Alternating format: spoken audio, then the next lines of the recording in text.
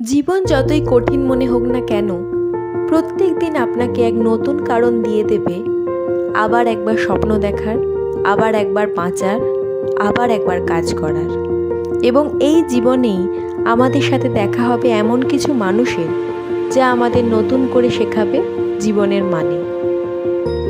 নমস্কার বন্ধুরা, আমি সুজাতা আবারও একবার চলে এসেছি আমার গল্পের ঝুড়ি নিয়ে। আজকে গল্প বলবো উদারতা নিয়ে। কিভাবে একজন বন্ধু তার অপর এক বন্ধুকে উদারতা দিয়ে নতুন জীবনদান করেছিল। গল্প শুনতে যদি আপনাদেরও ভালো লাগে তাহলে শেষ অবধি সঙ্গে থাকবেন। আমাদের দ্বিতীয় গল্প হলো দ্য ডক্টরস ওয়ার্ড বা ডাক্তারের কথা, যেটি নেওয়া হয়েছে বিখ্যাত লেখক আর.কে. নারায়ণের লিখিত মালগুড়ি ডেজের এই বইটি থেকে। ডক্টর রামন হলেন বিজ্ঞানের বরপুত্র। তিনি একজন সৎ ও স্পষ্টবক্তা ব্যক্তি। তার রোগীরা তাকে ভয় ও সম্মানের চোখে দেখত, কারণ তিনি কোনো দিনই নিজের কথাগুলিকে সত্য গোপন করে বলেননি। এমন অনেক সময় হয়েছে যে রোগীর বাঁচার আশা অতি ক্ষীণ, কিন্তু তাই বলে তিনি কোনো দিনই মিথ্যা আশা রোগীকে দেননি। একদিন হঠাৎ তার কাছের বন্ধু গোপাল ভয়ানকভাবে অসুস্থ হয়ে পড়ল। তারা বহু বছর ধরে একে অপরের হাসি কান্না সুখ দুঃখের সাথী ছিল। যখন বন্ধু গোপালের পরিবার ডক্টর রমনকে ডাকলো, তখন অনেক দেরি হয়ে গেছে।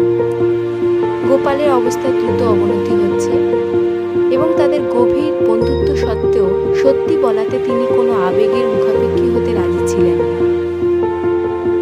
যখন ডক্টর রামন তার বন্ধুকে পরীক্ষা করছিলেন, হঠাৎ অর্ধচেতন অবস্থায় বন্ধু তার হাত ধরে জিজ্ঞাসা করল যে তার কাছে কি আদৌ সময় আছে পরিবারের জন্য উইল লেখার।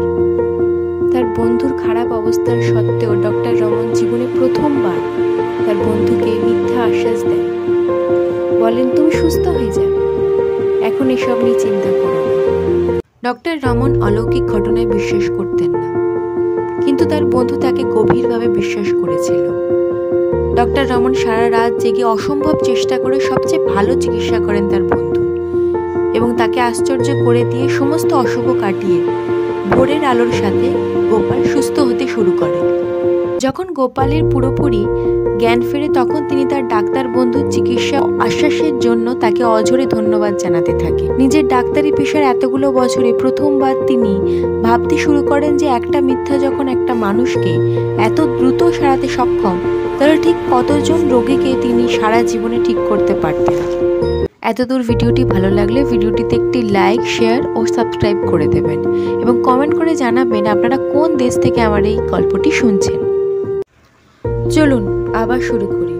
এই গল্পটি থেকে যে শিক্ষাগুলি আমরা পেলাম সেগুলি হলো: 1.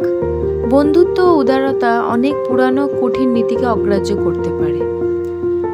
ডক্টর রামন ছিলেন কঠিন স্পষ্টবক্তা ব্যক্তি হিসেবে পরিচিত, যিনি সত্যের সাথে কোনোদিন আপোষ করতেন না।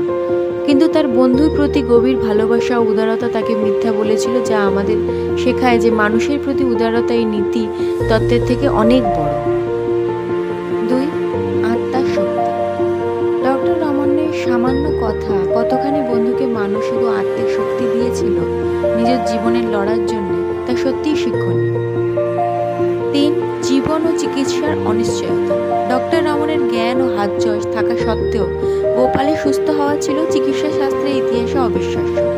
তাই শেষে বলা যেতে পারে, পৃথিবীর যে কোনো পেশার মানুষই নিজের উদারতা ও ভালোবাসা দিয়ে সকলের বন্ধু হতে পারে। আজকের গল্পটি শুনতে ভালো লাগলে সঙ্গে থাকবেন। আবার আসছি খুব তাড়াতাড়ি।